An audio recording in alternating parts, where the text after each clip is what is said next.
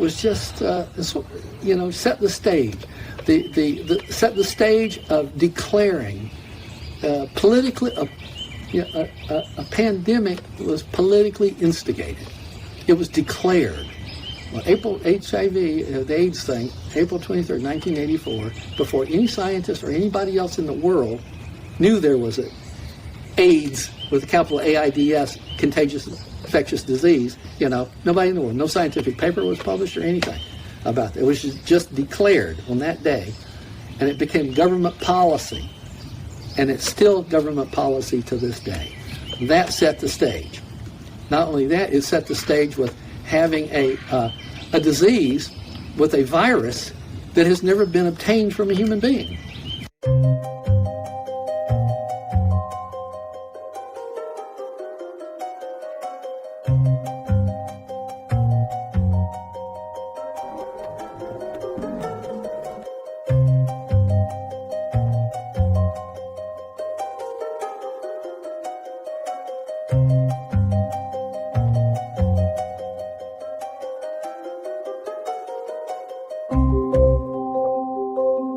Government health officials say scientists have now found the likely cause of the mysterious and deadly disease known as AIDS. Acquired immune deficiency syndrome has killed more than 1,750 people. AIDS is always fatal, and another 2,300 people have it. Dr. Robert Gallo of the National Cancer Institute is the man responsible for the breakthrough. He found AIDS as a type of human cancer virus, which he named HTLV3. It invades the cells making up the immune systems of the body. Today, researchers here at the National Centers for Disease Control said they had found several cases where people who had been sex partners both had the condition. The scientists say this probably means they are dealing with some new, deadly, sexually transmitted disease. AIDS panic was really dominant, like COVID panic is now in all the media. And the idea was that everybody was going to die of AIDS. Every sexual being was going to die of AIDS. The first model was called the tertiary transmission model. That's everybody who's ever had sex and everybody whoever they had sex with and everyone they ever had sex with was in this mix where the deadly virus could come through. So maybe some nuns were safe.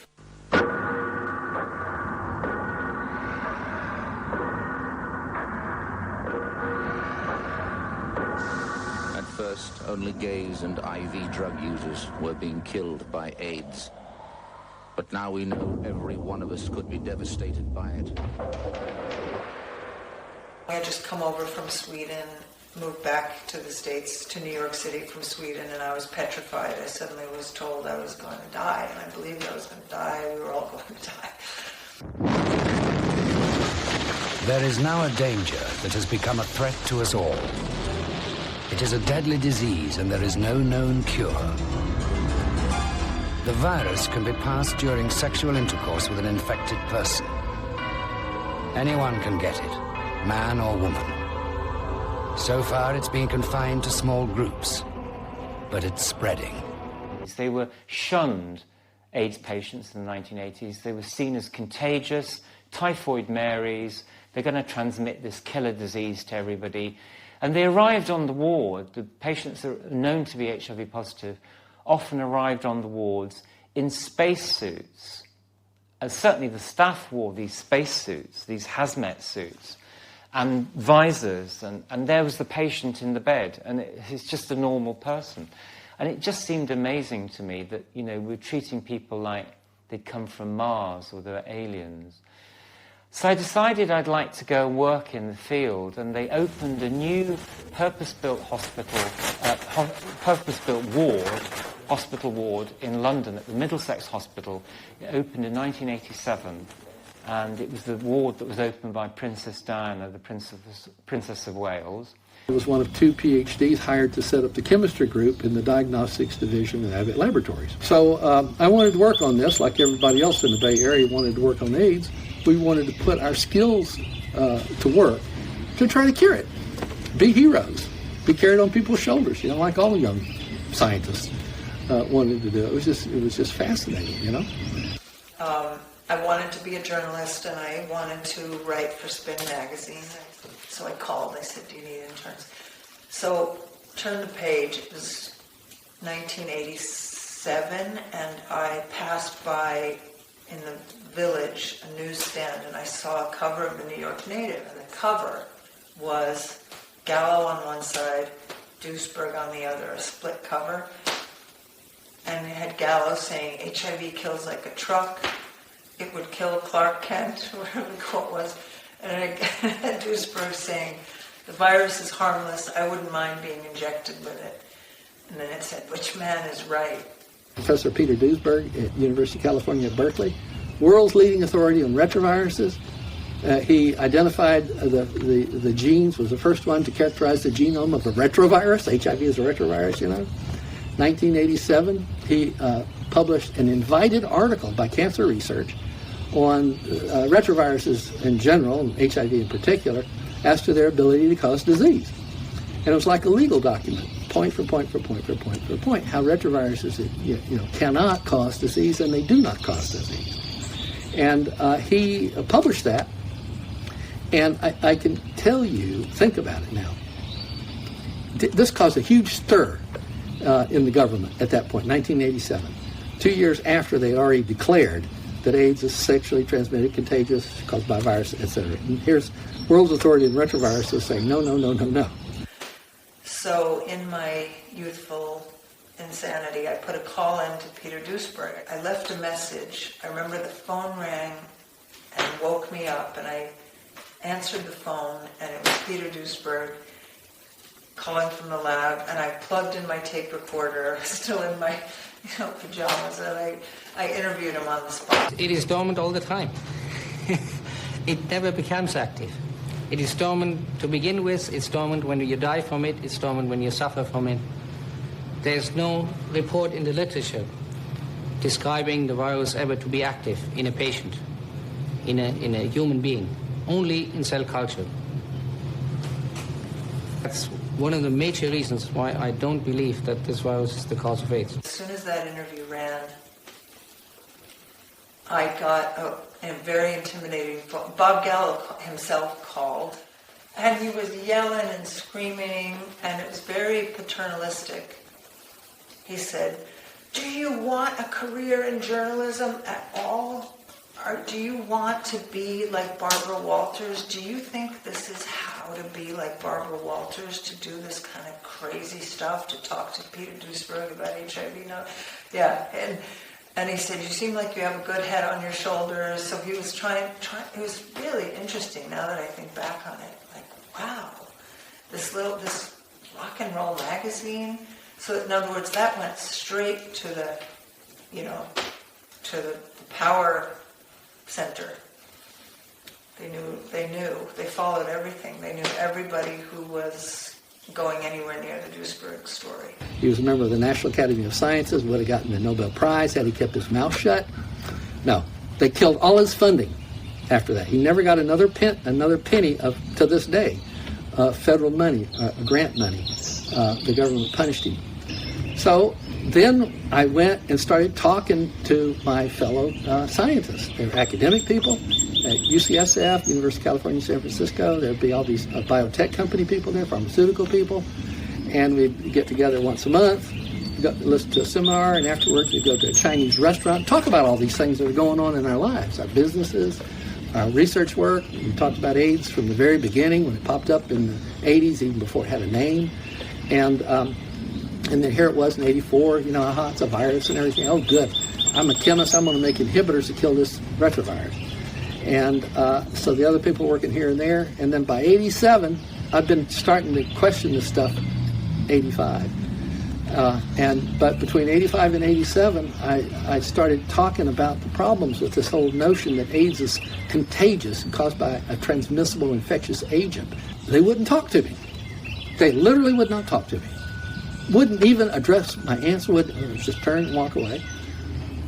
Now think about that. As long as your audience has already heard me nonstop, yak, yak, yak, yak, I'm a scientist, typical scientist of the old school. You love to talk about the things that are on your mind and answer questions, ask questions and things. And here these people were, colleagues of mine who would not talk. So I was working in that field then until the early 1990s. I was a staff nurse. I had a period as a charge nurse in general medicine and surgery, and then I came back into the HIV field as a charge nurse, and then I became what's called a nurse specialist, clinical nurse specialist for HIV patients. So my caseload was in the community, what you call home visiting nursing in America, and I had patients all over North London, and I'd be in my car all day, I'd be visiting, I'd be caring for people. Some people would be dying, most weren't, most were clinically healthy and had very little conditions, very little medical conditions. They didn't have any of the AIDS-indicated diseases. And this interested me a lot, the fact that I had a big caseload of HIV-positive patients who weren't unwell. They had no constitutional illness. And I was interested in that because it seemed to be that we were creating a whole strata of patients in the HIV field that were clinically healthy, but they had this marker, this HIV antibody test. And once they had that test, they were automatically treated differently. And they were seen differently. They were seen to have this killer virus, and everything about them was interpreted in that lens. So everything about those patients, everything medically about them was down to HIV. My first problem with AIDS was I was working at the oncologic department in Kiel at that time, and we had our first AIDS patient there who was suffering from a lymphoma. It was in the 90s, right? Yeah, it was in the 90s. And then I asked, well, this guy, yesterday he had a lymphoma. How comes he has AIDS today? And then they told me, well, he has a positive HIV test. And then I looked and I thought, okay, but that's not a new disease now. It's just a new test. So if you make your diagnosis like that, you just there's just the spread of a new antibody test, not of a new disease. Because yesterday he had a lymphoma, now he has AIDS. So now we make two diseases out of one, and that was the big thing, which the CDC created this epidemic, because they included more and more previously known diseases in the AIDS definition, like tuberculosis, like cervical carcinoma, like recurrent pneumonia, like recurrent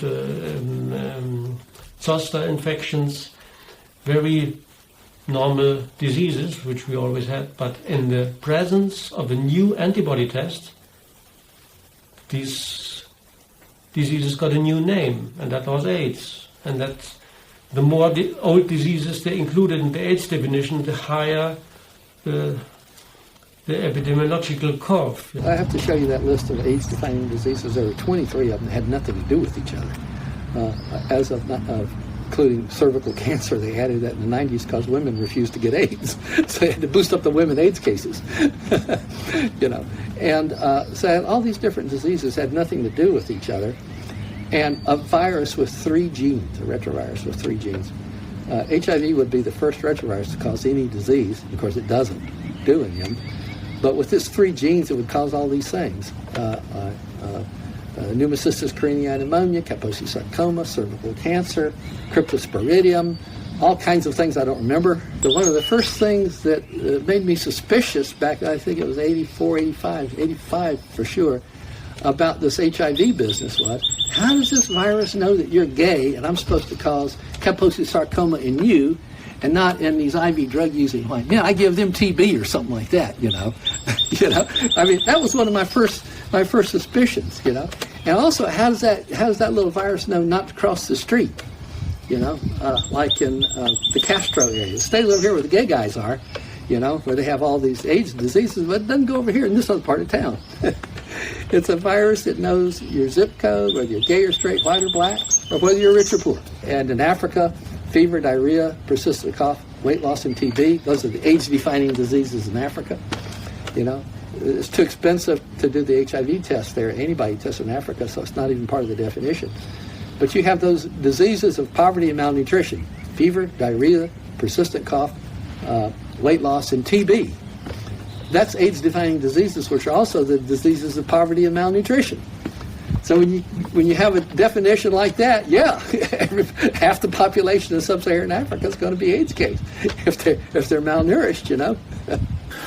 They came up with the definition at a World Health Organization conference in October of 1985. The WHO convened, and the CDC convened a conference at the capital city of the Central African Republic, Bangui. And from that conference emerged what has been known since then to this day as the Bangui definition of an AIDS case. And it was based not on Kaposi sarcoma, pneumocystic Carini pneumonia, anything else along those lines as in America. It was based on clinical symptoms. And those clinical symptoms define an AIDS case in Africa. And they are chronic diarrhea, a 10% loss of body weight over several weeks, persistent dry cough. What's the problem with that definition of AIDS in Africa? Because I've had all those clinical symptoms when I've been in Africa. I didn't die. I wasn't sexually active. They all went away. Because those are the same symptoms that help define a case of tuberculosis, malaria, protein anemia, malnourishment, unclean drinking water. That's what will produce those same symptoms in a person. They overlap. I mean, the overlapping of symptoms is crucial for a loose definition where, as the old song at the play in the 1930s had it, anything goes. That's one of the first things, that those discrepancies goes back. By 1987, I realized this whole shoot match with contagious sexually transmitted HIV was not tenable. In fact, it was crap. And I was just a nurse specialist. I'd come through the services, and on the first AIDS ward, we had a lot of patients coming in who were young, HIV positive, and they'd have vague chest symptoms, vague flu-like symptoms, really, if at all, and they were treated as though they were dying. And the patients were counselled towards this. They used Kubler-Ross's model of death and dying, which is about getting you to accept your own death. It's very, very pernicious. And you saw a lot of young patients, HIV positive, put on this care pathway that's just a death pathway. Remember I said I was in the diagnostics business for quite a while here at Abbott Laboratories. I started. You use clinical diagnostics not to screen people, but to help a clinician decide, rule out this or rule out a condition in people who have symptoms. That's why you had clinical diagnostics, not to assay or spread them around healthy people, but a patient that comes in and what is it? Is it a liver problem? Is it a pancreas problem or whatever? And the doctor looks at symptoms and says, I'm going to do some tests to see if I can rule this in and rule that out. That's helpful because you're starting with something and you have a specific goal in mind of what you're trying to rule in or rule out. They have a use there. But with AIDS, they were used as a prognostic thing. In the beginning, where you have people with no symptoms and you just, if you happen to be a gay person or you want to do something, they take a blood test without your permission, you get an employment physical or something like that, and they test without your permission to see if you're positive for HIV. They probably do it with SARS-CoV-2 now and these other things. Those are screens. No test should ever be used as a screen. They should never.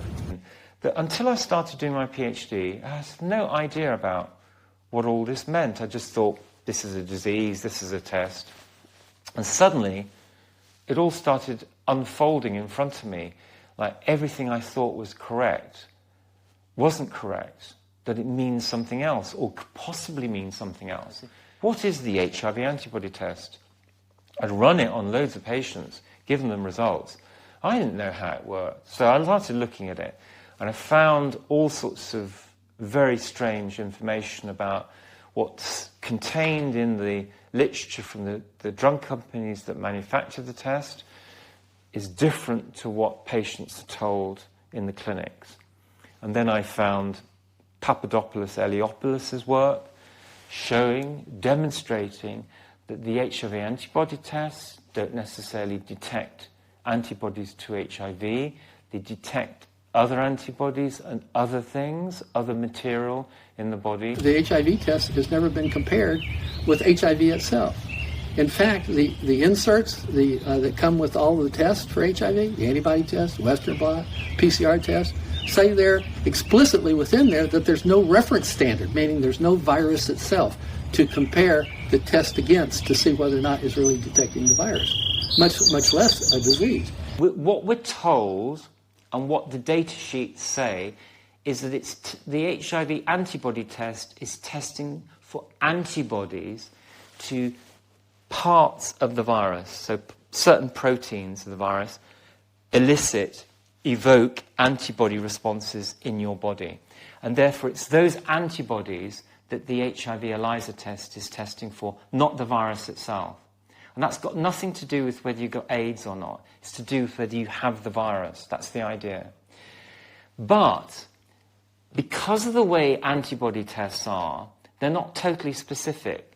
So those antibodies that are produced by the so-called HIV proteins can be produced by other antigens in your body.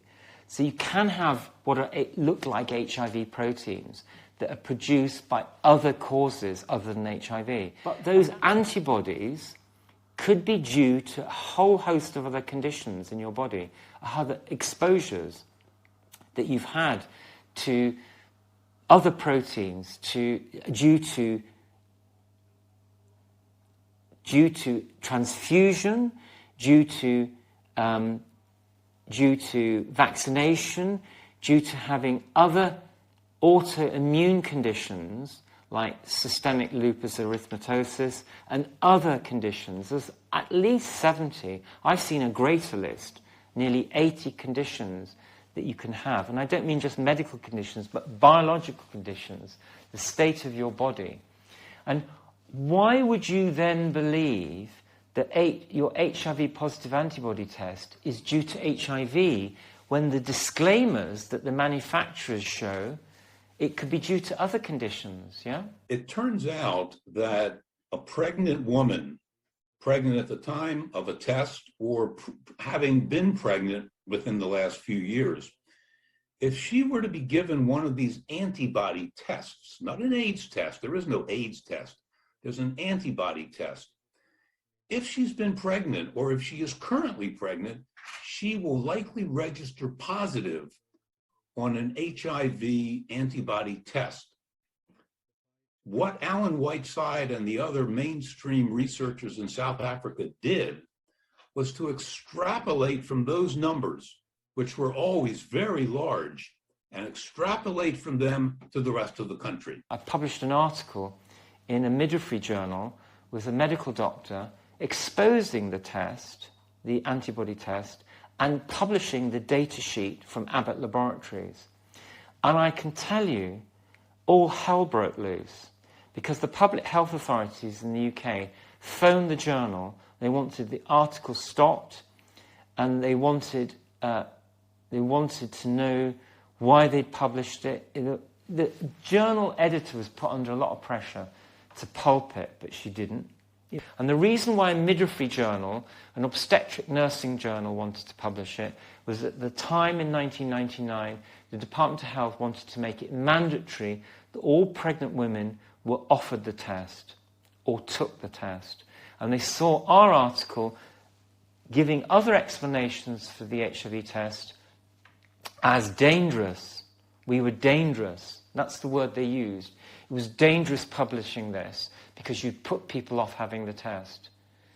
But there's nothing dangerous about giving people information. I can give you another example from the WHO's weekly epidemiological record. WHO claimed in 1982 that there were approximately 1 million HIV positive Africans in the country of Uganda. Okay? It was close to 1 million.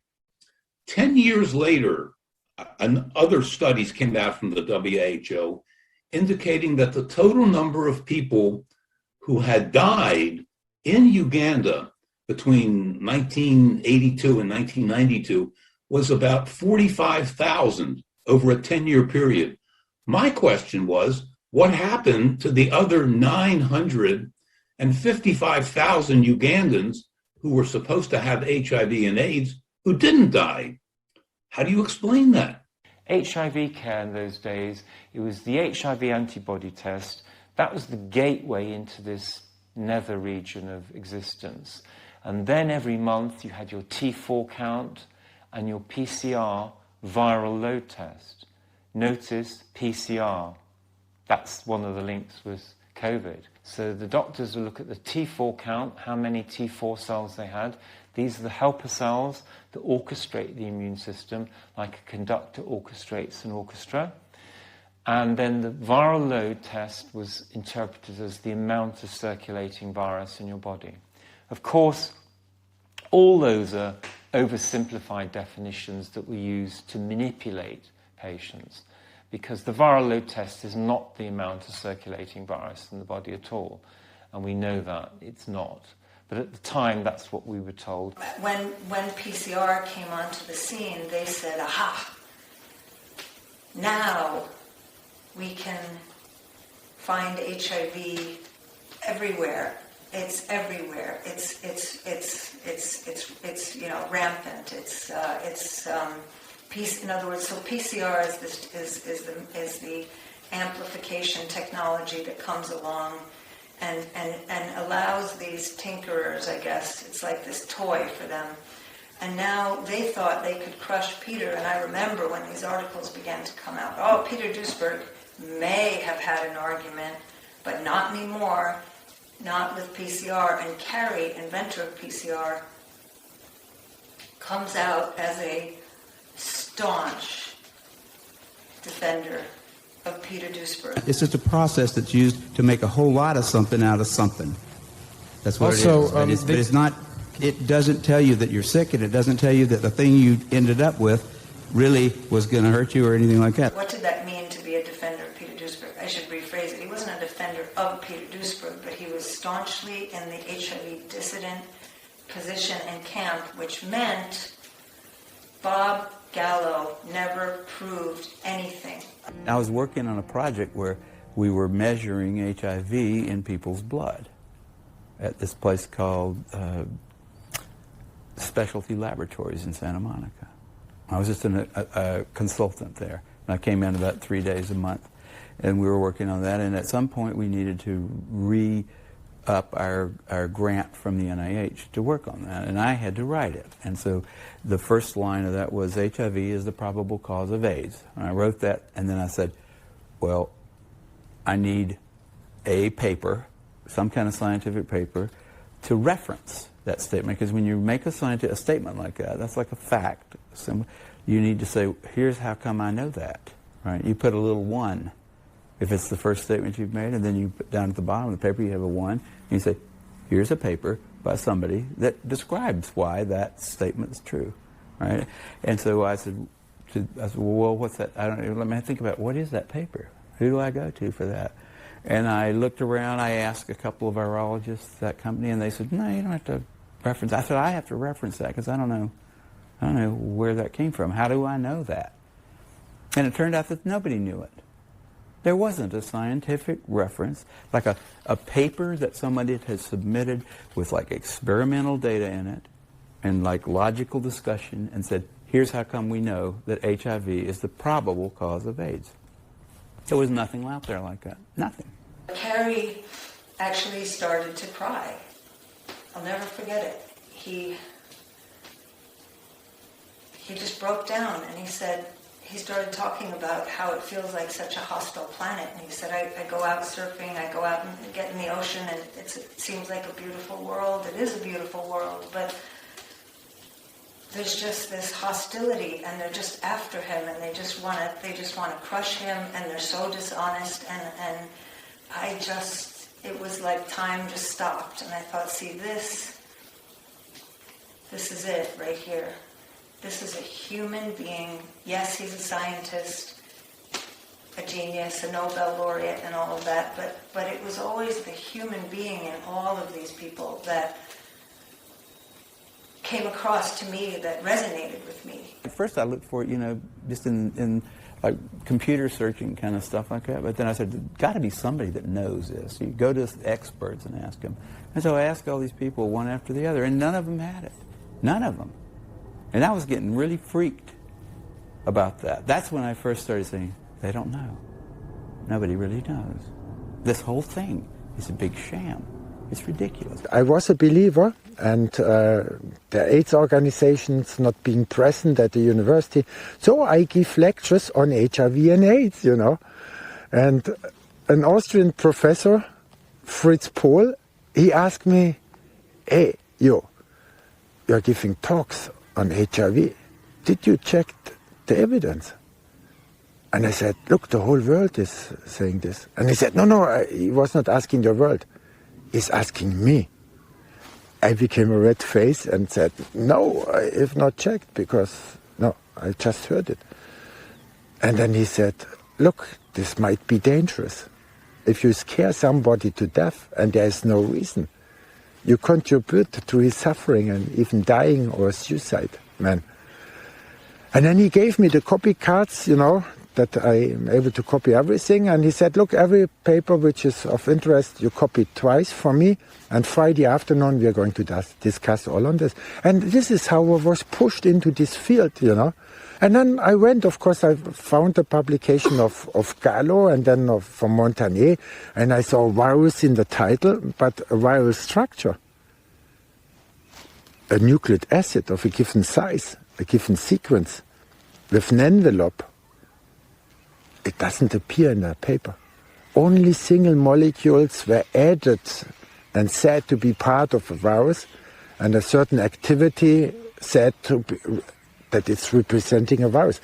But it was never isolated, never seen in a human being, in blood or in a plant or in an animal, just photographs from cell cultures, which everybody knows. These are showing typical structures of cells dying in the test tube, So this is how I run inside, and I was deeply shocked. And indeed, the big questions over whether HIV exists as an exogenous retrovirus, as something that comes from outside the cell and inserts itself into a cell. Is it our own genetic material? Is it an expression of our own genetic material due to background radiation in the environment? All these issues, Papadopoulos, Eliopoulos, and the Perth group of scientists had all discovered by the end of the 1980s. So I went into all of this in great detail, and it completely destroyed my faith in having a clinical career in HIV nursing. This HIV thing, the only place that I know of that it exists is in the laboratory. Nobody has ever published obtaining or isolating or even seeing HIV in a human being. So that's why I had to use the antibody test. One of the first things I found out in 1991 for a big story I did called Fatal Distraction was that when they tested seminal fluid, they actually didn't find HIV in seminal fluid. And that was in this, a lot of the good stuff was in these obscure journals, certainly not the AIDS journals or the official big deal medical journals. This one was in a fertility journal called Fertility and Sterility. I can't believe I remember that. Patients were told when their T cell count went below 200, they're near to death, yeah? They're going to get opportunistic illnesses and die. Well, I had patients whose T cell count went down to 10, and they never had a day's illness in their life. They didn't believe it. What they were told by the doctors doesn't add up. I've not died. I've not got an illness. I've got a T cell count of 20. Should be dead. I've got a viral load. Patients were told their viral loads, the amount of HIV in their blood because the PCR test was high. They've got replicating virus, out of control. It's in the thousands. You're going to be dead tomorrow. There's nothing wrong with them. AIDS is not a contagious disease at all. It doesn't behave anything like a contagious disease. Doesn't follow any of the criteria of a contagious disease. I mean, it's supposed to be sexually transmitted. That was a big scare. You know, it didn't matter, gay sex, straight sex, it didn't matter. That's why they said in Africa, Africa, you know, sexual transmission is going to decimate the continent. And instead of decimating the continent, they double their population over the period of AIDS. Remember, I'd just come out in the late 70s, early 80s as a gay man. I knew the history of the psychiatricization of gay men in the only a few years earlier. Gay men were being given electroconvulsive therapy, we were giving hormone therapy. Some of them even had psychosurgery because our sexuality was seen as pathology. Yeah? Now in the 1980s, we're being told our sexuality means we're diseased. How could sociologists not see the parallel there? You know, within 10 years, 15 years, you've got the American Psychiatric Association taking gay sexuality off its list of psychiatric disorders. Then a few years later, we're back on the general list as a disease vector for AIDS, yeah? It's the same thing. It's pathologization of human behavior. AIDS was contagious, sexually transmitted, caused by this HIV, human immunodeficiency virus, started in Africa. Dogma. You couldn't question any of that. So they accepted that, but the science that was left was, okay, it's sexually transmitted. How contagious is it? How transmissible is it? That's allowed. Okay, that's not dogma. The rate of it being transmitted sexually was not covered under the dogma. That's a totally legitimate scientific question to ask and to investigate. So Nancy Padian did one of the biggest studies on this area of trying to quantify how efficient HIV was to transmit sexually, and there have been studies in gay men. And she did one of the biggest ones on heterosexuals. To get in the study, one of the sexual partners had to be HIV positive. How? By the antibody test or some way. There's no way to confirm it, to say, they actually have the virus in them. No, there's no way to do that. All they had to do was either be HIV positive or have by antibody. I think in those days it was just with the antibody test. And the other sexual partner had to be negative. So that was their discordant couples. And that way you follow them over a period of time and see how efficiently the HIV negative people became positive over years. Zero during this study. Not a single HIV negative sexual partner became positive during the course of that period. She at some point she ended up saying, it is, even though she had done this 10-year study with the data there, I think at the end of the day she went with the establishment. She said it. Absolutely. No, she said it's sexually transmitted. That's absolutely true. But her data, which is in her documents, published the numbers of zero. But also in that same document was an estimate of what it probably is, which means she just plucked it out of the air. I used to interview Robert Root Bernstein all the time, and he was always finding all the studies and demonstrating that AIDS did not appear in the context of higher sexual activity. You know that there's never been a pandemic or an outbreak or a catastrophe of either HIV or AIDS in the porn industry, nor among prostitutes. AIDS did not appear where more sex was. It didn't appear in the porn industry. It didn't appear among prostitutes. It did not appear where sex was happening. At the International AIDS Conference in July of 2000 in Durban, when I would get into the cab, these South Africans, mostly Asians, but a lot of Africans driving the cabs, they'd say, "What are you here for?" And I'd say, "I'm here for the AIDS conference." They'd say, "Where are you from?" And I said, "I'm from America." "Oh, I heard this from several cab drivers. You American researchers that are the cheapest tippers here at this conference." I said, "Get out of here." "Oh no, Americans are the worst. we would try to avoid picking them up sometimes. But he said, you know, what was even more astonishing than these American researchers and their cheap tipping habits, they all wanted to know where they could find prostitutes. I said, wait a minute, you're telling me that at the International AIDS Conference, participants in the conference are going around Durban looking for prostitutes? He said, on every single night. Yes, absolutely. Since 1984, people all around the world have been having all kinds of sex, and children have been getting born, and condoms have been breaking, and nobody could argue that the reason we don't have mass death from AIDS is because of safe sex, although they would probably try. So where is it? What happened to it? Where did it go? Where are the bodies? Where are the coffins? Where is the mass? You know, they said 90 million Americans were supposed to be dead from AIDS in America by 1990. Before you had the tests, Mike, you had ill patients. You had sick people presenting. Now, nobody doubts that. And from the late 1970s onwards, in major centers of the United States like New York, San Francisco, Los Angeles, Chicago, you had AIDS patients presenting. You had people with dysfunctional immune systems, yeah? And you had the 29 indicator diseases for the acquired immune deficiency syndrome. So you had conditions like pneumocystis pneumonia, Kaposi sarcoma, all sorts of other conditions, yeah? Eventually they became 29. Now, for years, for about 5 years, science didn't say that those were due to a virus. Yeah? Before 1984, AIDS was a multifactorial condition. In the very beginning, I had a guide who really, people think that maybe my guide, so to speak, who brought me into the dark forest was, you know, Peter Duesberg. I did read Peter Duesberg's paper.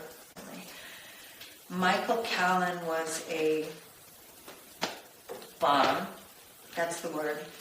He was very open about his, he was very promiscuous, and he was very, you know, he would have used words like slutty, and he wrote about it, and he talked about it. And when AIDS hit, he came out like a real, very brave hero. And he and Richard Berkowitz sat down, I think it might have even been a typewriter back then, and they wrote this manifesto called We Know Who We Are, Two Gay Men Declare War on an Epidemic. What they were typing forth and why they had such a strong sense of urgency was they wanted to bridge this abyss between, they wanted to tell the straight world and the media world, there are things that we do in the fast lane of the gay community that you guys don't know about and you don't understand, but now we're going to tell you. And they wanted to talk about the bathhouses and the poppers and all the different drugs and all the antibiotics and all the repeated STDs. So basically frankly, in terms of an immune system, the disaster zone that this illness came out of. And so they were saying, there's really no mystery why we're getting sick. And this was struck down ferociously in no uncertain terms by a competing, let's say, tribe or army in the gay world at the time, and that faction was led by Larry Kramer. And Larry Kramer had written this book, Faggots, which is exactly this story, right? Post-Stonewall reality of gay bathhouse sexual life, which has a lot of chemicals in it, has a lot of things that just don't work for a human immune system. Poppers to relax the anal muscles, to be able to have all that sex. Poppers by themselves in mice, in certain experiments that the CDC did very early, caused Kaposi sarcoma and PCP pneumonia. And that was struck off as we're not taking that road because there's no money in that. That would have brought, answers. This stuff causes this, stop doing that, you'll be fine. All the money is in mystery virus, right? So all of these forces came together and said, no, we're not going with that poppers and the lifestyle and no, we're not doing it politically, we're not doing it, doesn't work financially, it doesn't work for political correctness, just no. Glaxo, formerly Burroughs Wellcome, later GlaxoSmithKline, right, Glaxo makers of AZT, were all over the poppers industry. They were in the poppers industry. And it turns out, I found out this fairly recently, of course, they were paying people who were gay men, who were spokesmodels for AIDS in the community, who were viciously going after anybody who talked about poppers, and were saying, and a lot of this stuff has kind of percolated up in archives after people have died, that they seem to be just these saint-like AIDS activists, but actually they were on the payroll of Glaxo or different poppers makers. I think it's very, very important that work was negated and set to one side. All that's really important, that pre-HIV gay men's health issues were never really explored. What people did to themselves. Look, if you're going to inhale amyl nitrate 10 times a day for 80% of your life, you're not going to be well. As soon as AIDS hit and HIV, all this information, people like John Lawrenson saved people's lives. From the very beginning, the Centers for Disease Control, CDC, ordained that a new infectious agent was responsible. They completely ignored drugs and anything peculiar to the circumstances of the two main risk groups, gay men and intravenous drug users. I sensed that the CDC were on the wrong track, and I naively thought that I would be able to help them. After all, I was a survey research analyst, and as a gay activist, I knew the gay world. Boy, was I ever wrong. Behind the scenes, people were fabricating the AIDS narrative, and the last thing they needed was for me to butt in with reality. For a while, I couldn't decide whether the CDC were dishonest or incompetent, and finally decided both. They were truly incompetent, ignorant of elementary statistics. At the same time, they lied. My first major AIDS article in 1985 showed that the CDC deliberately construed AIDS as an infectious disease rather than sicknesses caused by toxins. Almost all of these deaths of people with AIDS or HIV diagnoses were caused by worthless and toxic drugs and the terror caused by AIDS propaganda and by the false information of the AIDS establishment. Heroin users were told to keep shooting up with heroin, but to do so with clean needles. Gay men were told that poppers or nitrite inhalants were harmless. So what is the evidence for this now? I'll give you some data just briefly. This is from the Centers for Disease Control. They interviewed and checked a risk group of male homosexuals. And I point out again, not your average American homosexual male. These are the ones, risk groups, who flaunt often or write about having hundreds of thousands of sexual contacts on a weekend, 20 to 30. And this is how they do it, not with testosterone alone. That may be in there, but of 140 or 50, which they asked, where's the number here? Somewhere. I had it here. Well, here's 120, and there's no 50. Yeah. So it's 170 they asked. 90, that's self-proclaimed. 96% use nitrite inhalants. 96% said, yes, we use that drug. And they use them for 10 years, and then they get pneumocystis pneumonia or diarrhea or Kaposi sarcoma, and they say, can you find the virus, please, for me and give me a vaccine? That's how it goes. So the widespread use of aphrodisiacs and recreational drugs by a minority of male homosexuals explain why among the sexes, male homosexuals have formed an AIDS risk group, not because of sex. Okay, let's go back to AIDS with the small AIDS, acquired immune deficiency syndrome. That's been known for a long, long time.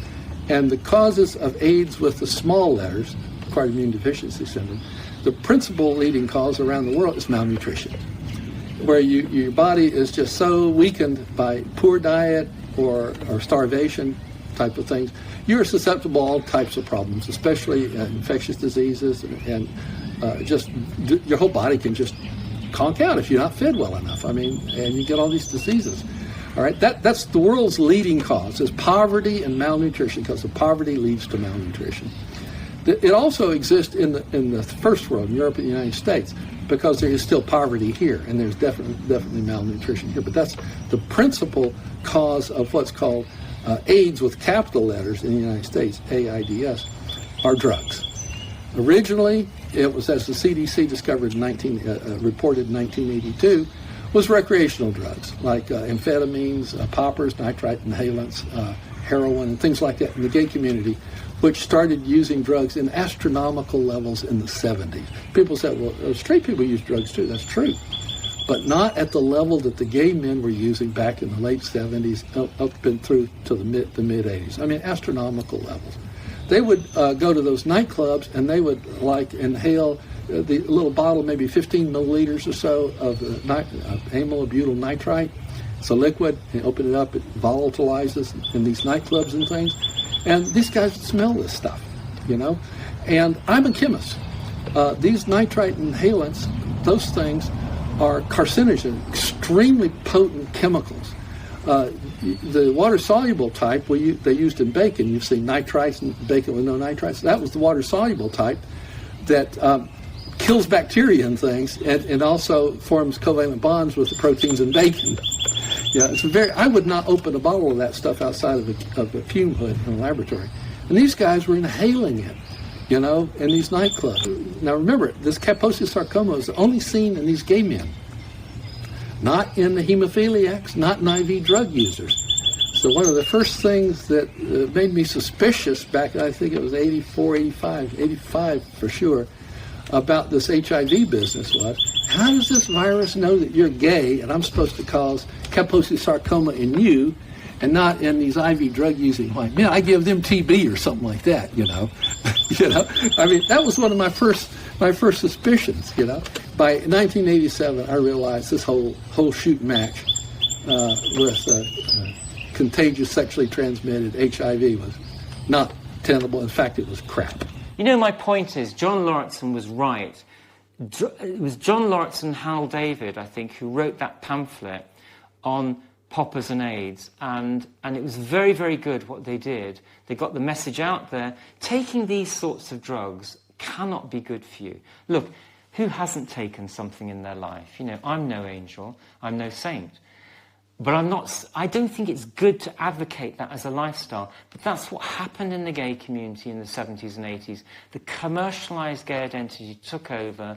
They manufactured this political identity that was linked to promiscuity, drug use, the bar scene, you name it. Once people started to learn the risks, they changed their behavior. You look at all of the graphs on AIDS, the numbers went down before the drugs came out. People started changing their behaviors, lifestyle, nutrition. The natural decline in AIDS, which started, I have a nice graph of it, I think it was in the early 90s, around 89, 90, 91, something like that. It peaked. The interesting thing of it is there are about 3 or 4 definitions of AIDS. They kept changing it and adding new diseases every year, not every year, but periodically. And then it started peaking in the around 87, 88, somewhere in there, you know, and they couldn't have that go away. So they keep changing it, and then it comes up again, it starts peaking again, and they couldn't have that go. So in 1993, they had a really big change in definition, and that was where you didn't have to have any disease. All you had to be is HIV positive by the antibody test and have fewer than 200 CD4 cells per microliter of blood. And you'd be perfectly healthy otherwise. You wouldn't know there's anything wrong with you. They measure your CD4 cells, white blood cells, and then certain white blood cells. And if you had antibodies to HIV on that test, you were an AIDS case, HIV/AIDS case. And that overnight tripled the number of AIDS cases from December 31st to January 1st, 1993, or I forget the exact year it was. I think it was 1993 when that came. The very next year, tripled. And then it started going down again because that was the definition change, but AIDS had always been going down and down and down and down on its own naturally. The gay guys had already figured it out in the mid to late 80s that their drugs were killing them.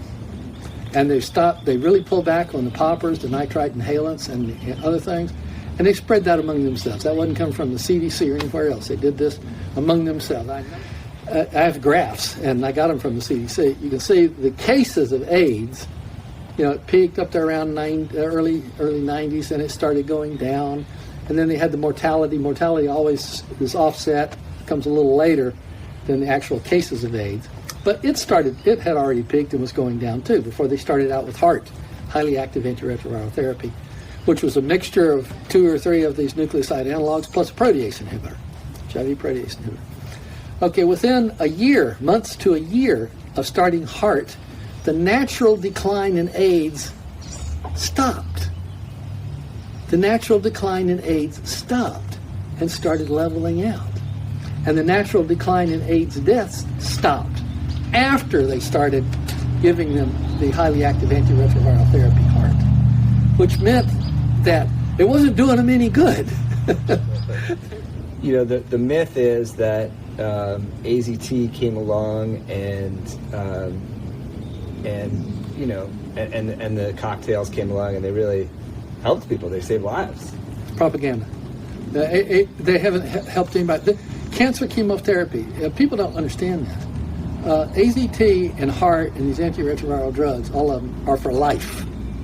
Because by government policy, Anthony Fauci, you can't be cured of it. You cannot be cured of AIDS. That's what they've said from the beginning, and it hasn't changed. That's great for the pharmaceutical industry. They can keep testing people, and they can keep treating them with these very dangerous drugs, AZT, DDI, D4T, D4C, 3TC, and all these other drugs, in HAART, and keep making billions. So it's a lie. It's an absolute lie. Okay, it's not just AZT. They were killing so many gay men with the nucleoside analogs in the late 80s and early 90s. They had to do something about that because it's very clear they were wiping them out with those drugs. And so they lowered the dose. I think they went down eventually 3-fold or even more than that on the dose. So it was more tolerable. People could last longer on those drugs. As a consequence, the immediate death tally goes down.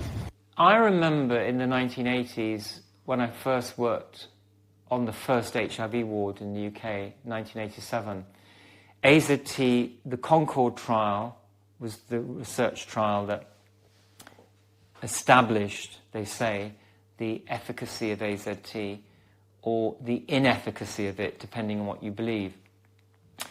The way it was marketed, AZT, it was a failed cancer drug that was repurposed for AIDS, basically. It was on the shelf. It failed for cancer. They took it off the shelf.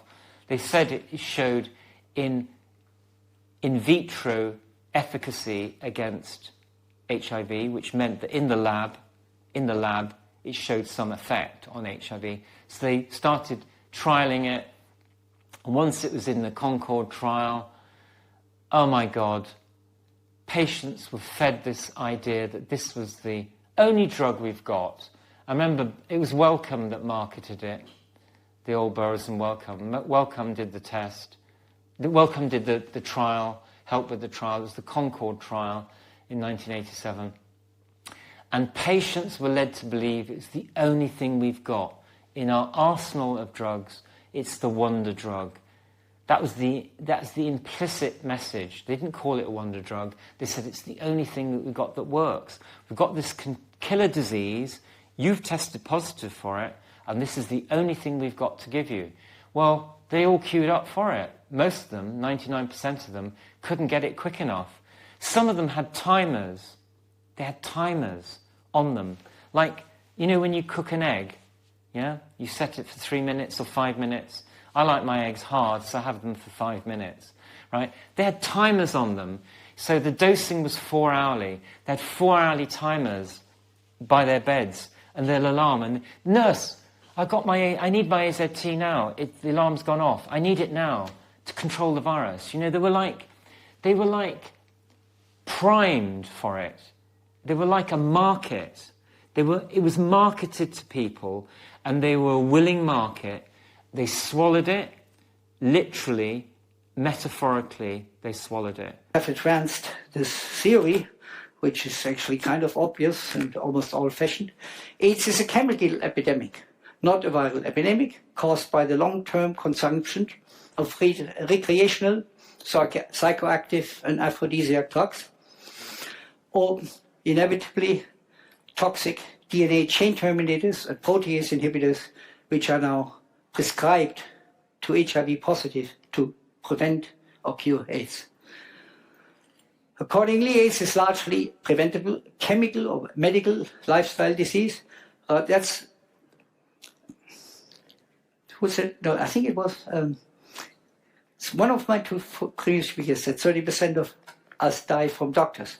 I think that's certainly true for the for the AIDS patients when they get these DNA chain terminators.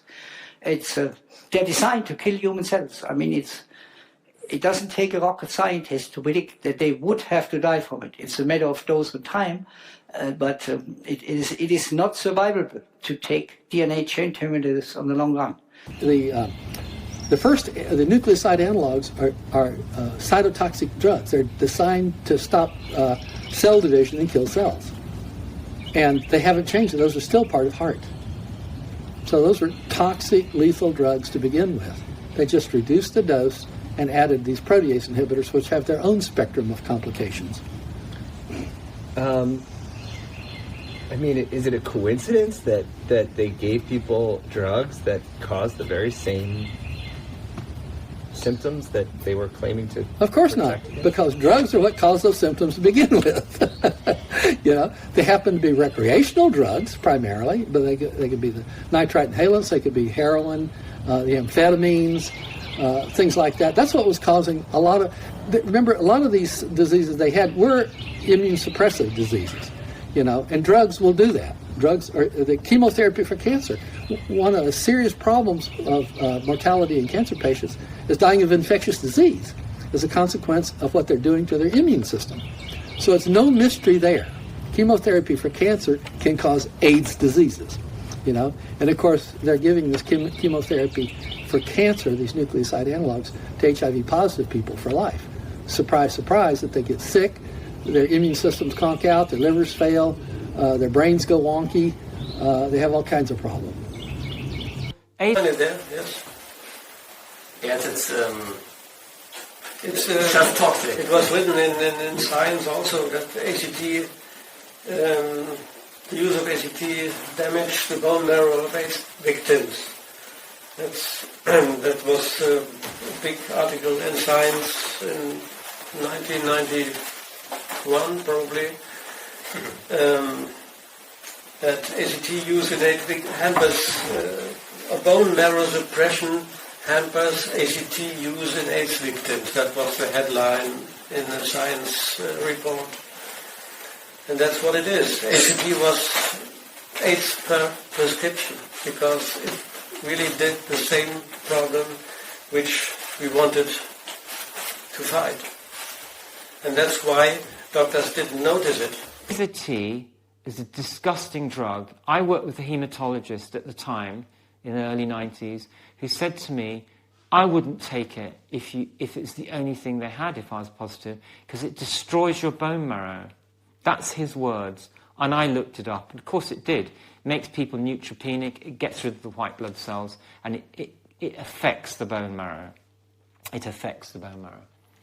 And a lot of the patients, when they went on AZT, their white cell counts dropped, their bone marrow was affected, and they died of opportunistic infections due to having neutropenia, low white blood cells, or no white blood cells, and no ability to fight infection, because you need your white blood cells to fight infection.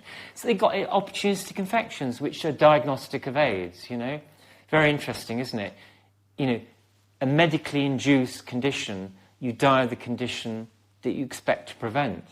So antiviral drugs prescribed to HIV positives, are they AIDS by prescription? If we don't have a virus to kill, they couldn't possibly be justified in any way whatsoever for what they really are. We did some tests in the laboratory and bought AZT from a biochemical company. We ordered to test it in cell culture, 100 milligrams. That's a fifth of the dose that is the standard of care for a pregnant mother who is HIV positive in the third and second trimester. Mothers are not supposed to drink beer in America, but when they are antibody positive, they're supposedly taking 5 times that much every day. But here's what they say. You can read it first a little bit. Toxic by inhalation, that's Sigma company, biochemical. They're not selling it for patients. In contact with the skin, and it's swallowed. Target organs, blood, bone marrow, that's where the T cells come from. If you feel unwell, seek medical advice. Show the label where possible. They have changed the label now. They had took the skull and crossbones off. And wear suitable protective clothing. That's written for scientists, trained scientists working in laboratory. But the moms who have HIV positive and producing a baby get 5 times as much, and there's a unicorn on it, and both welcome. And yeah, serious. That's how it looks on their label. The same stuff. And the licensing study of AZT was published in New England Journal and was cut off after 4 months already, because at that point it looked like AZT was working. But if you looked at the side effect, then you could see that the patient only survived in the treatment group because of blood transfusions, because their bone marrow got down. But they got life-saving blood transfusions. And after 4 months, the situation looked like the treatment group did a little bit better than the placebo group. On the basis of this study, AZT was released as a lifelong treatment. And people couldn't stand this treatment. They died like flies. John Lauritsen had broken the AZT story. It was really his story, and he did such an incredible job. But we also did good reporting on AZT, and I got the FDA documents where it was the entire transcript of what they said behind closed doors when they approved AZT. And they basically said, we have no idea what this thing is going to do. It might kill people. We don't know. We better... And they were basically leaning toward, we can't do this. We don't know what this stuff does. But this one head, some major guy at the FDA chimes in the middle of this, and he says, listen, guys, just approve it. Just do this. Just do it.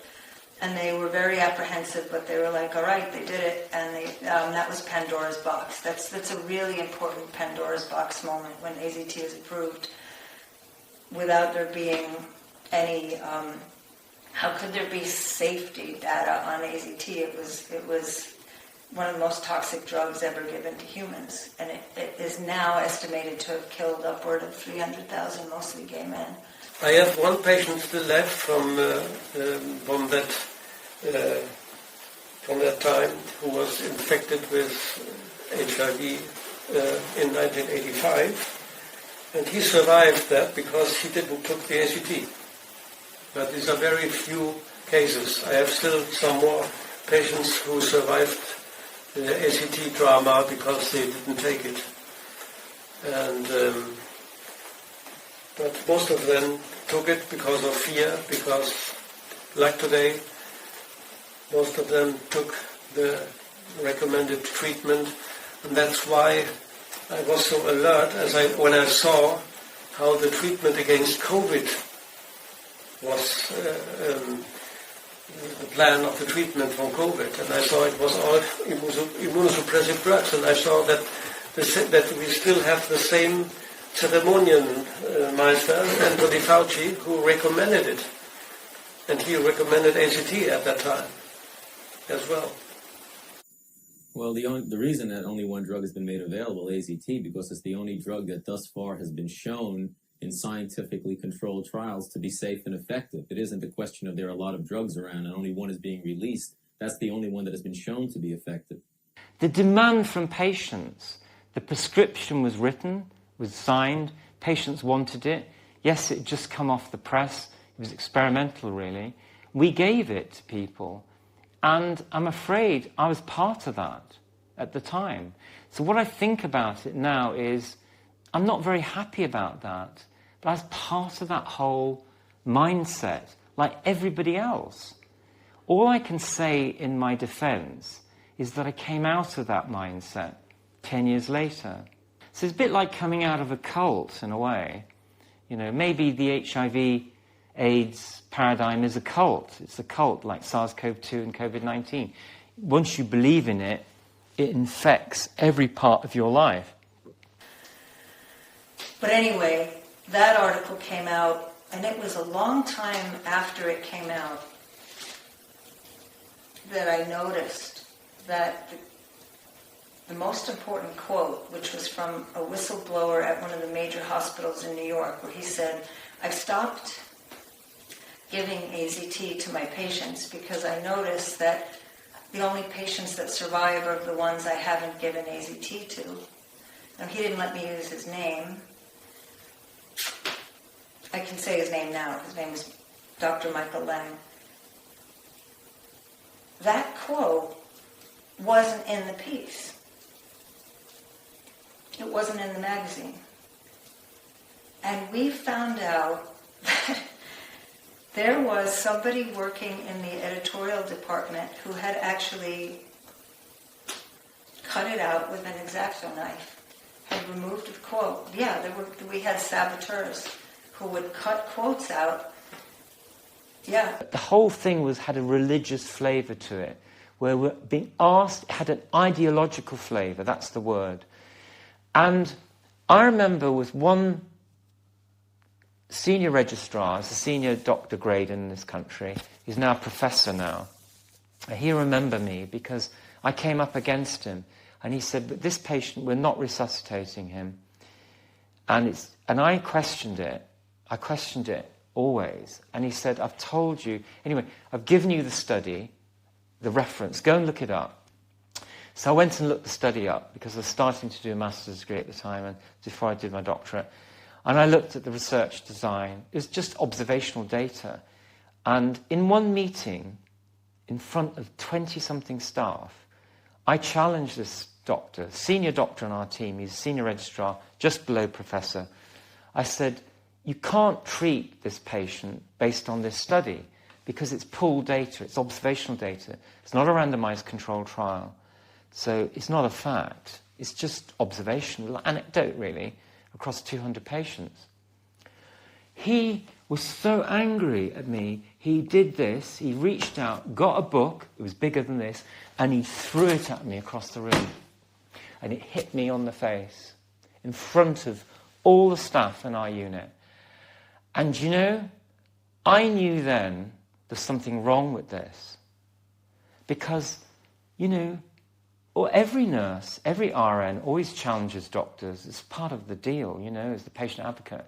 But when I got a book thrown at me across my face, and the doctor, he walked out of the room, walked down the hall, the clinical psychologist in our team ran after him and said, Rob, come back. You cannot assault the nursing staff."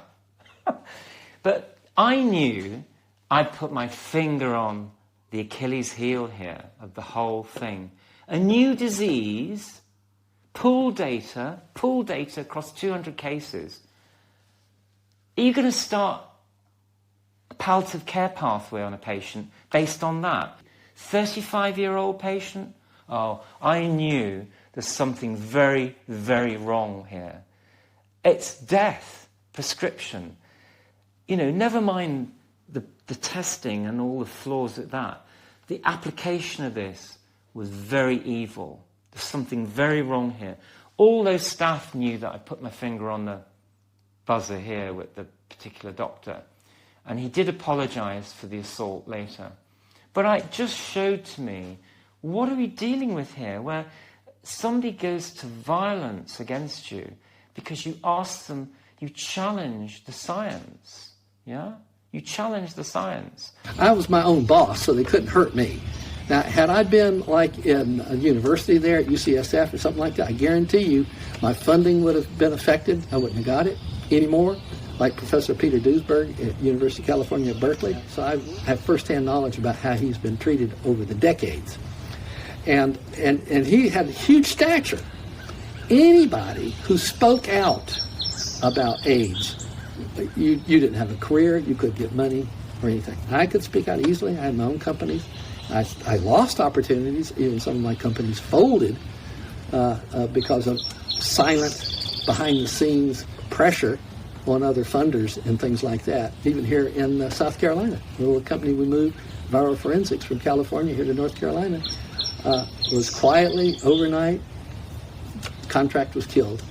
That's what happens if you speak out or against government or institutional dogma. You will be punished. So it's no surprise that most people who have any thoughts or disagree with many of the things that are being told to the public that they know is not true, that's wrong, why they keep quiet. The amount of money that's been spent on AIDS is a gigantic number. I probably would estimate $50 trillion, roughly. I'll give or take $5 trillion. That's how much money has been spent on state-of-the-art Land Rovers, research centers, state-of-the-art clinics in Africa, and a lot of salaries for a lot of people who work in those clinics and at those antenatal clinics, hospitals, and wards. There's a big financial incentive for going along with the reigning dogma. That was brought home to me when I went and I once gave a talk in a little country, little landlocked country in South Africa called Swaziland. And I was invited to Mbabane, which is the capital of Swaziland, to meet with the Swazi anti-AIDS crisis team. After I made my presentation, answered their questions, took some photographs after about 2 hours, a lawyer named Teresa, came up to me and she said, "Can I speak to you privately?" She's a lawyer. She was a very prominent attorney in the Justice Department on the AIDS, crisis relief team for Swaziland. She said, "I'm very, very perplexed.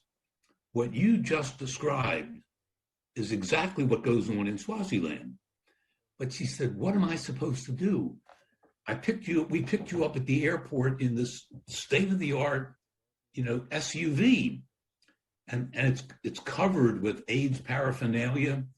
It's a $50,000 automobile that they drive around in, going from clinic to clinic." She said, "If I say anything like what you have been saying, I'll lose my position." I said, "I understand, Teresa. Don't lose your position. Don't repeat what I told you. Keep it to yourself. That's the best I can tell you to do." And we had indeed talks with epidemiologists from the United States. We invited them to come to Europe, and we had talks with them, and then they said to us, "Yes, we know that," but they couldn't say anything about it because I have family, I have children, so it was clear that they shouldn't talk about this problem. The Minister of Health in South Africa in the late 90s was a Zulu woman who was a physician, and she was really very, very talented and very good. I had lunch with Monto at the AIDS advisory panel that I was on in Johannesburg a couple of days before the AIDS conference. She told me a wonderful story about her teenage daughter. Her teenage daughter had said to her, "Mom, you're the minister of health. You're not the minister of AIDS. There's other things afflicting South Africans involving health. Get off the AIDS business. There's lots of other things that are more important, and you're responsible." They eventually kicked her out of her office because she agreed with the criticisms. As a physician, as a South African, as the minister of health, out. A lot at stake. Can't blame people for wanting to keep their jobs and their reputations intact. How did the AIDS apparatus, the AIDS machine, and that means Tony Fauci essentially and his entire kingdom of money and power and influence, the whole PSYOP factory, how did they manage to wipe out what was actually a really formidable dissent movement? And by formidable, what I mean is it wasn't, people know the name Peter Duesberg, they know the name now, Carrie Mullis, but it was actually a who's who of the best scientists in many disciplines, both in the United States and around the world. They have they have a distortion machine. In their distortion machine, what came out in the media was the only guy who doesn't think HIV causes AIDS is Peter Duesberg, and they'd have like a cartoon of him, and they would make fun of his German accent. And I actually had a scientist at Berkeley tell me point blank, a woman named B. Singer. I went into her study. She said, "You want to talk about Peter Duesberg?" And she closed the door. And she said, "Well, Peter may be right, but he doesn't understand how to play the game." And he doesn't understand anything about how, you don't just go up against everybody and say that they're all wrong. You can't just do that. And I said, but he thinks they're all wrong. And he's behaving as a scientist, surely, right? And she literally said something along the lines of, this is all in that piece, The Passion of Peter Duesberg. Well, science isn't just, it isn't just science. It isn't just who's right. It isn't just who's right and who's wrong. You have to play the game. You have to play the game. You have to know. You can't just go up against everybody. You have to get it. And I said, get along? And she said, yes, get along. Office of Medical and Scientific Justice was one of them. It was a group of lawyers, investigators, physicians, scientists. I was one of the scientists, to give expert testimony, things like that, for criminal and civil cases related to HIV. And I've been involved in 50 or so of these cases over the years. My very first case was a civilian case, so it wasn't a civil case. It was not a criminal case. Up in Maine, had to do with a woman who lost one child to antiretroviral drugs. And the state wanted to take her daughter away because she refused to give her daughter antiretroviral drugs because she'd lost a son to the antiretroviral drugs, and went to court because the state wanted to take them away because the mother is not doing the right thing. She's not protecting her child against HIV. We went to court, and fortunately in Maine, they listened. We had a couple of experts. I was one of them up there.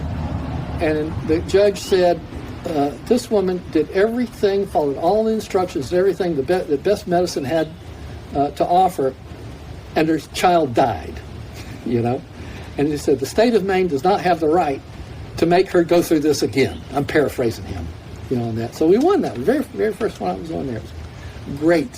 She kept her child, and they didn't take her kid away. They brought these big hotshots in from Boston and tried to intimidate her and so on and so forth. So that started the legal stuff that I got involved with.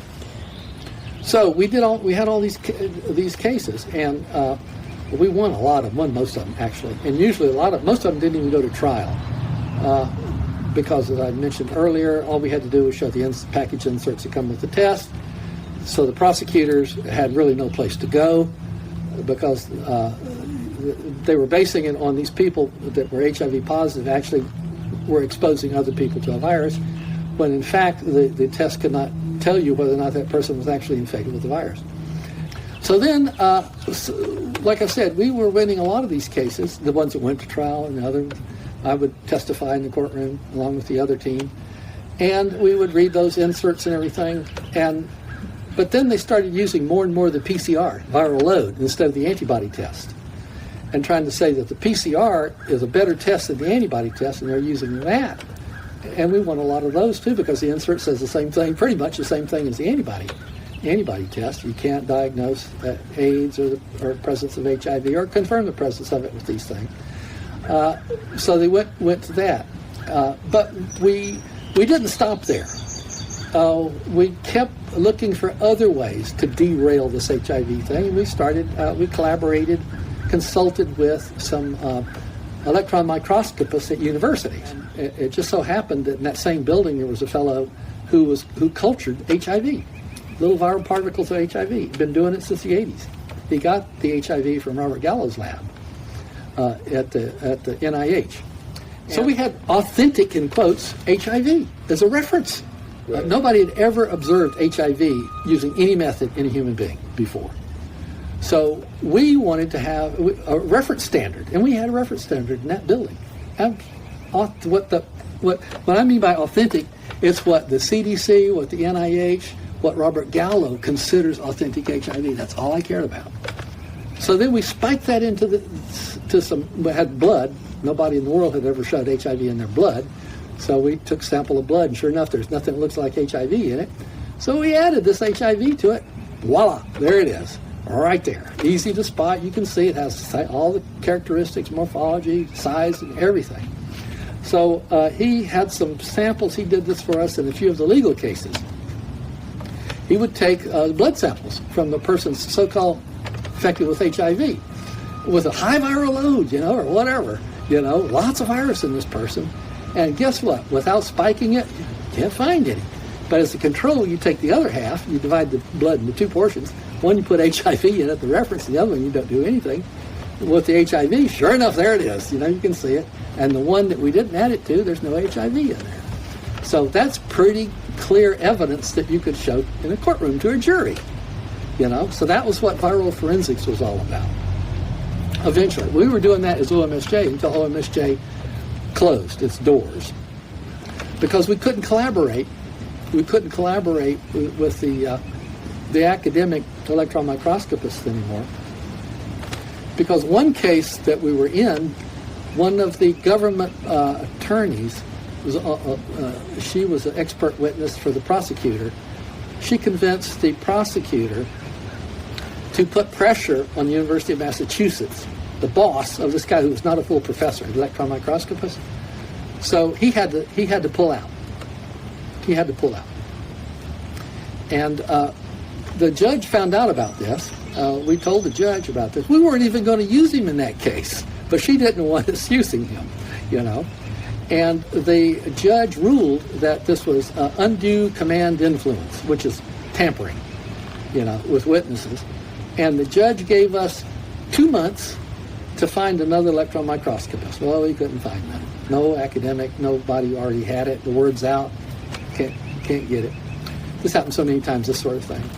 And then we went back, so we couldn't find one. So he gave us, I think, another 3 months. And we still couldn't find one. So that's when Bob Lepov, he's the money guy. He said, well, let's set up our own company. And we called it Viral Forensics. And it was an electron microscopy company.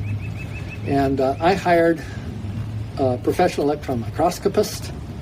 And I hired as a consultant a guy who had been culturing HIV for vaccine production. Nobody's ever succeeded in making an HIV vaccine, but they needed HIV to make the vaccine. So he'd been doing that, God, I forget, 18 years or something like that, a long time, to work with us, to help us build a lab, to put in an electron microscope, culture HIV, and pick up where we left off. And I found one here in Greensboro, North Carolina, Gateway University Research Park, that was perfect. They had a bunch of electron microscopes. They even had cultured HIV, They had centrifuges. They had all sorts of things. And so we came out here, I think it was April I came out here with my team, electron microscopist and the HIV guy, in I think it was April 2017. We met the people there, and they were very, very interested to get us because they had all this equipment. The idea was put the academics and industry together, have a little marriage there. That's the big thing these days. And they had all this equipment, and very few people using it. And here we were, a company coming from California, wanted to relocate there, bring our own stuff, and they were so happy to have us that they volunteered to buy us some expensive centrifuges and do all these sorts of things. So they really wanted us to be there. We planned to be operational October 2017, and I went back in end of August back to California, helped Terry pack up, move our stuff, our personal stuff out here. And August 31st, that night, I got an email canceling our contract, our 5-year contract with these guys. And no explanation, to this day, no explanation. And they never told us, but I went to the academic guy. They wouldn't answer my phone calls, send me email or anything, but I didn't have any ill will towards these fellows.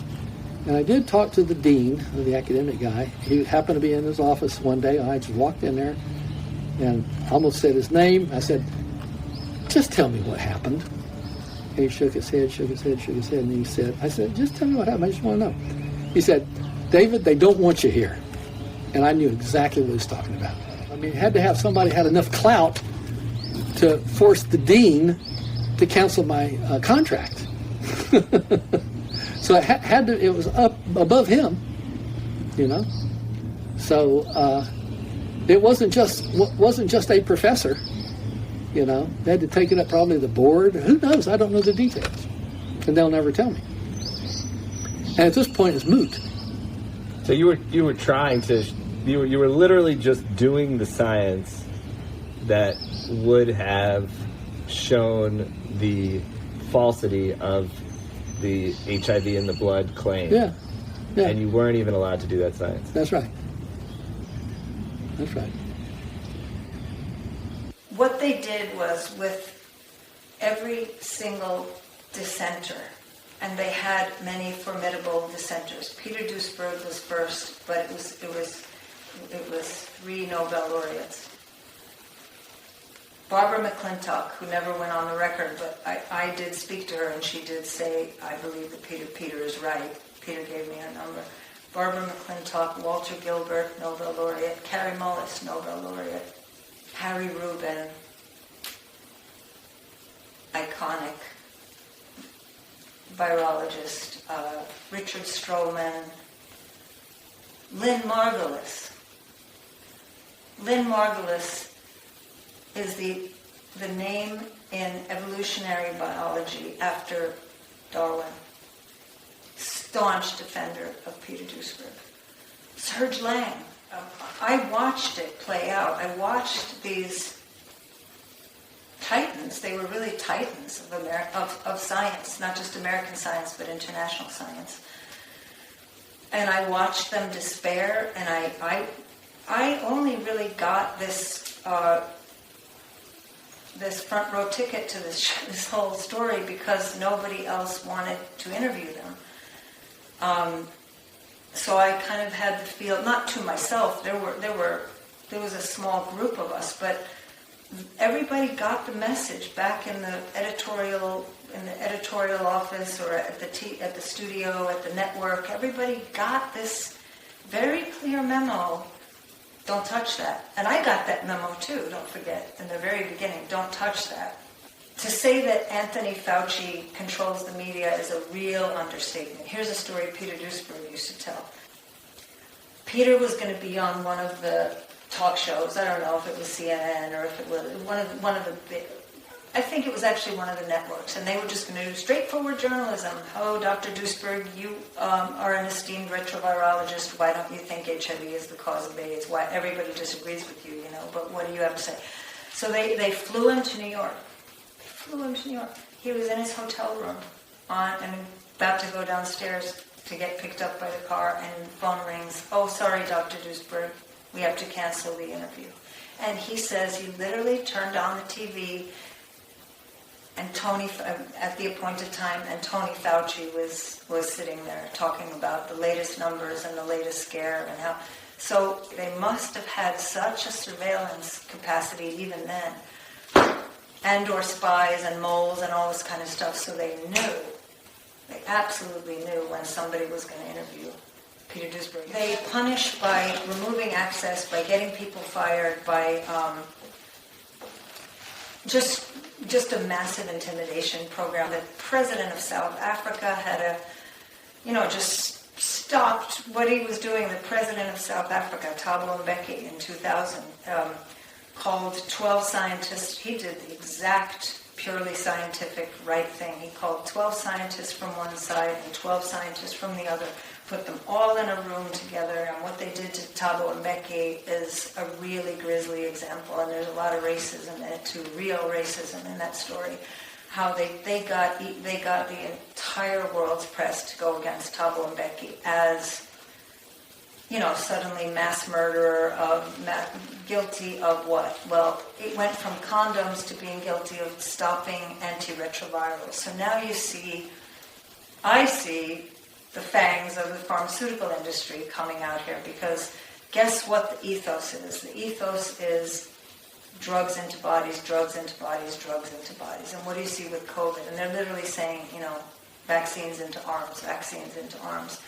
Anybody who gets in the way with any of this complicating stuff is, they found a formula and it worked.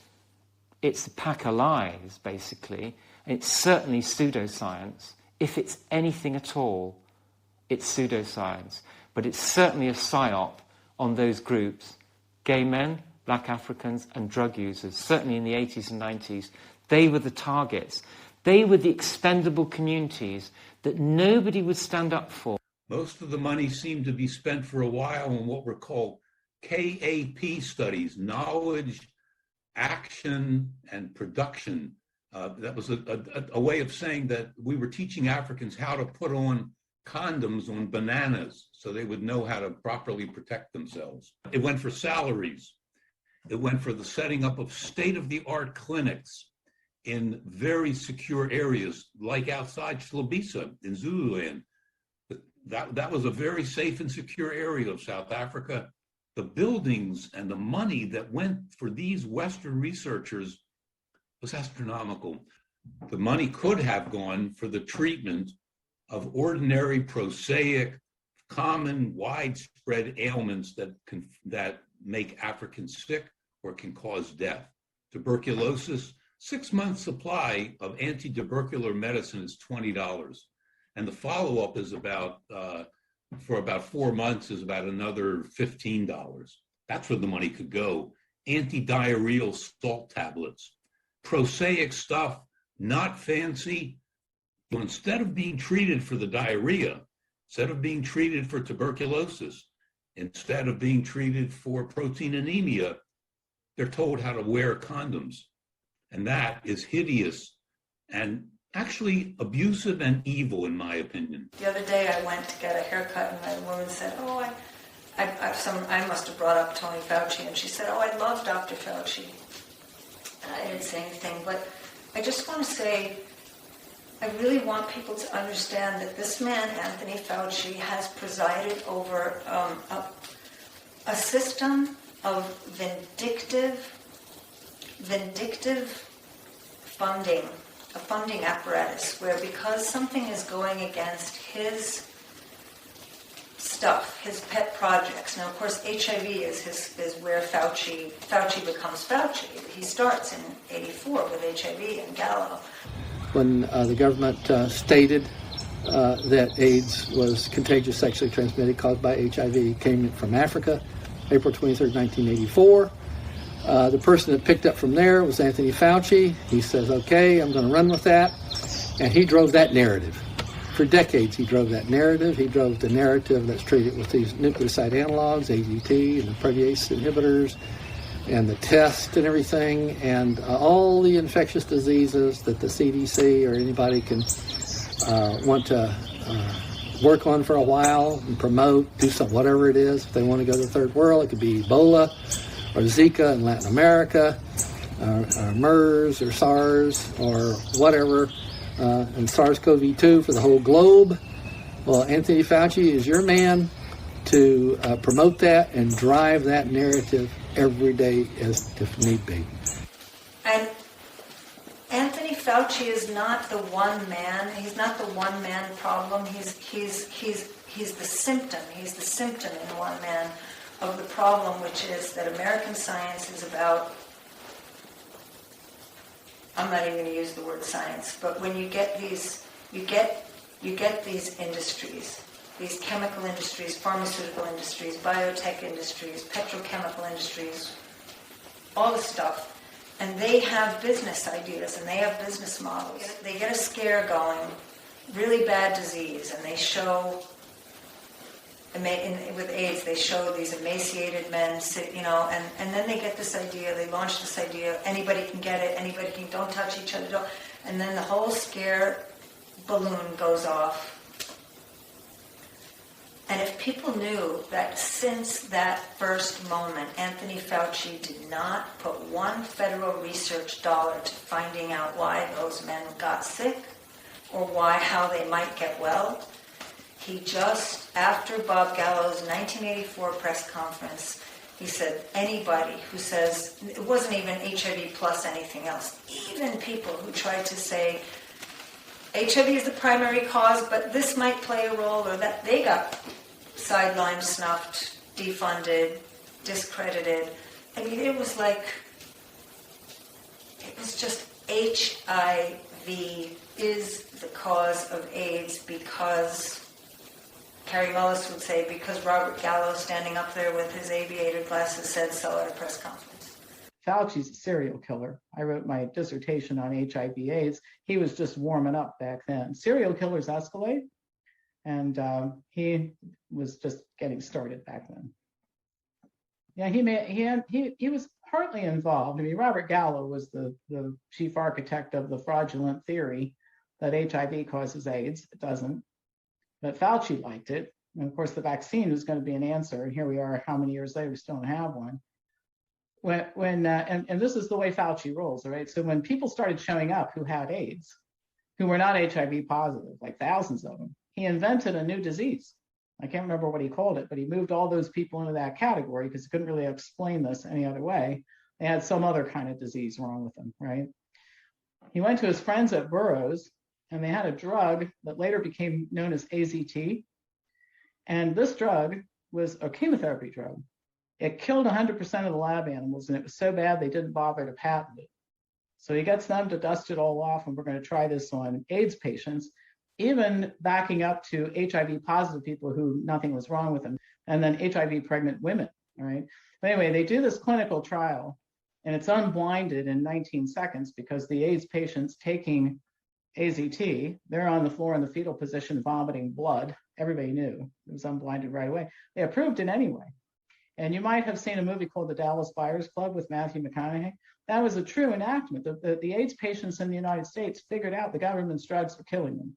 So they started going to Mexico to get drugs to bring them illegally into the United States that could actually be helpful because the government's drugs were killing them. Fauci actually did a clinical trial using AZT on pregnant women who are HIV positive but asymptomatic. And I just am wondering what universe that somebody even decides to do that. I mean, the fact that it got approved is pretty bad, but the fact that somebody would conceive of it and still have a job made me the most frightening of all. So I could go on, but that gives you a little smattering. And just like right now, anybody who disagreed with him, he's managed to silence them. He took their funding away. There were legitimate scientists, really good people, just like you have now, Scott Atlas and John Ioannidis and people who are incredibly reputable, Peter McCullough, speaking out. They trash their names. They have always done that. They can't have a scientific discussion with anybody, so they just trash your name. He trashes their name. Nobody can disagree with him because he knows everything. If I were Mr. Fauci, and I felt very confident about it, I would call him Dr. Fauci. He shouldn't have a medical license. He's never treated a single patient, by the way. That's very telling. But if I were Mr. Fauci, I would invite the people who were my detractors on to have a conversation, see if I could talk them into thinking my way. That's what science is supposed to be all about. I have ideas, you have ideas, we don't have the same ideas. Well, let's see what a conversation looks like. Oh no, he can't have a scientific conversation with anybody. In fact, I had Scott Atlas speak at, or he was a former White House doctor, speak at our conference back in mid-November, and he said that he cannot express the level of incompetence. He said that not one time during his time there did Mr. Fauci or Mrs. Birx, the scarf lady, ever have a single piece of documentation for anything that they wanted to do. He would bring briefcases full of articles and evidence, and they would roll their eyes and sigh and look off into space. They had to tolerate him because the president wanted him there, but they had no interest in scientific discussion. He said the level of incompetence of Fauci is so bad that he can't even pronounce medical terms. And Atlas has a new book coming out, tell all, I think, about what went on. But it was extraordinarily distressing. And he said at our conference, he said, get ready for this to go on for a long time, because these are stupid, incompetent people. And the only thing they have is power. They don't have any other capability of doing anything except just exerting power. He's never practiced medicine. His own sister, during the AIDS thing, said one of the problems with Tony is once he sets his idea on something, his mind on something, facts won't dissuade him. And he's in a position, Mr. Biden said he spends more time with Fauci than he spends with his wife. That's a scary thing. But he's in a very powerful position. And he shouldn't have it. He shouldn't be there. He's the highest paid person in the federal government. And according to Atlas, Trump was told by a number of people to get rid of him. He said it was the most profound failure of leadership in the history of politics, that Trump just didn't throw him out into the White House lawn. He was an incompetent criminal. What he has done is criminal. What he's doing right now is criminal. And I'm going to get him too. You watch.